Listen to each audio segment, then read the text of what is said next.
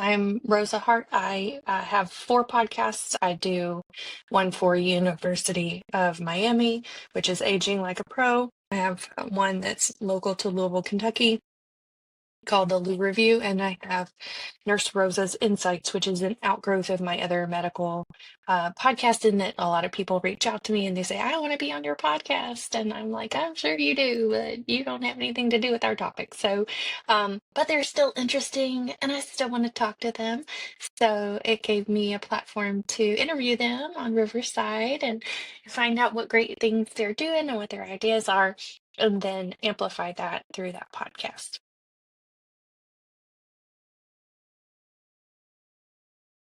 I mean, podcasting, which is more long form audio, and so using something that, like, I had tried Marco Polo before as far as like video messaging back and forth that's asynchronous, but I always forget about it.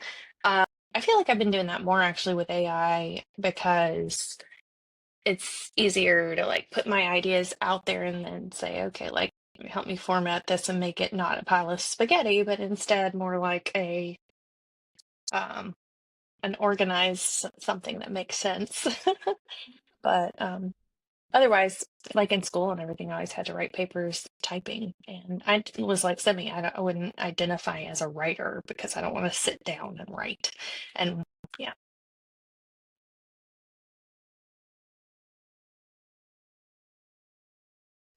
Semi invited me to kind of like be a guinea pig for her process, and now she's doing it with other people too. But in using carbon voice for this.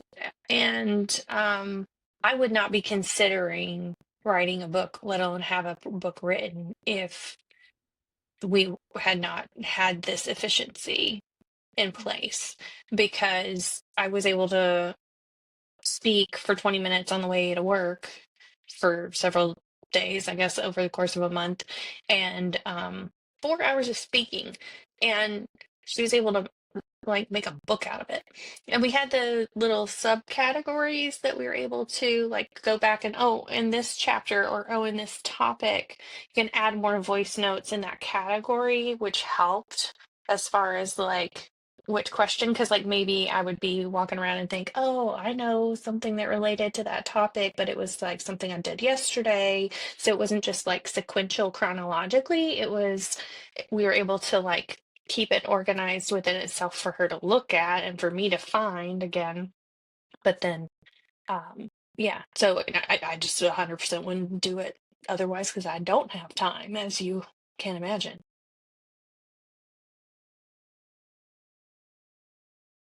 You know how some people will use three paragraphs to say what could have been three sentences? You could really, Interesting. Carbon Voice is so good at like providing a little summary of what was said as well.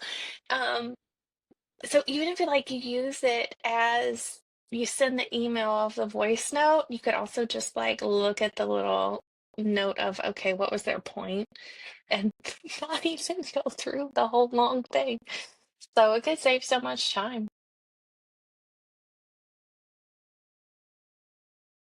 That summary really does help because you can kind of get a vibe of what the whole thing is about, and it see if it's something you need to take the time to listen to right now or whatever. And also, if you're using it to communicate with someone else and you're not sure about their tone of something that's written, you can listen to their voice and get those, nonverbal cues. And so that's really helpful. But in the situation of a more long-winded person, like there are some very verbally gifted people that I'm working with who can say things in very flowery ways. And then you're like, literally, what were they talking about though? Like they're like, I'm gonna keep this brief and it's 12 minutes long. And it's like, but I need the 1 minute version because of the TikTok like time frame, right? So I think it can really be helpful in consolidating that. Like you could piece it together, like she was saying, duct tape together different things, copy and paste it into Chat GPT and ask for a summary, but Carbon Voice just does it.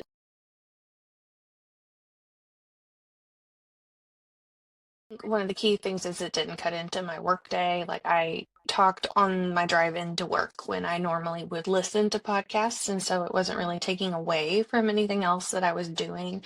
And so, finding the time in your schedule, like where it is, instead of having to make additional time to dedicate to it.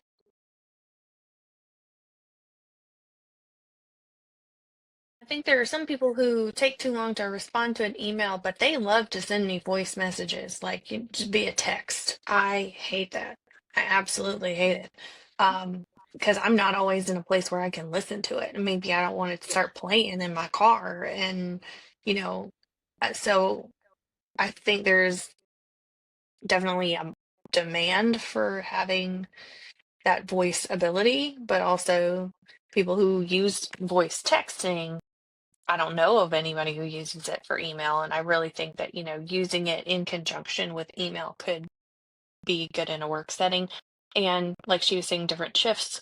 If you're in the UK right now, and there's a huge, 6-hour time difference, that can make a big difference in communication. And you can pick your poison for what tool you want to use, but it could just as well be for time differences as much as shifts.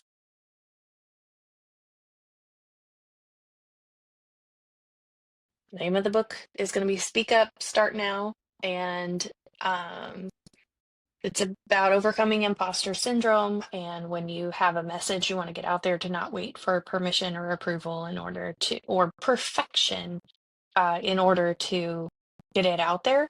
For me, obviously, I want to help stroke survivors and their families with the Stronger After Stroke podcast. And then I'm interviewing a lot of experts. Um, and then in all my different podcasts, the emphasis is not that I'm the expert, but amplifying the messages of these people, right? And then even when I share my own expertise, recognizing that I am an expert in my own experience. And there are so many people who have a great thing to share, but they think they need to get all these different degrees or certifications or hold an official title that will give them permission to make the changes they want to see.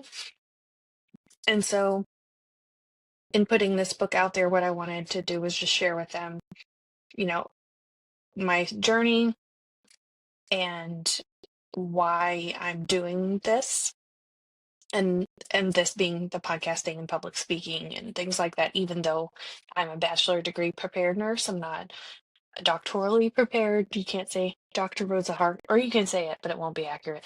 And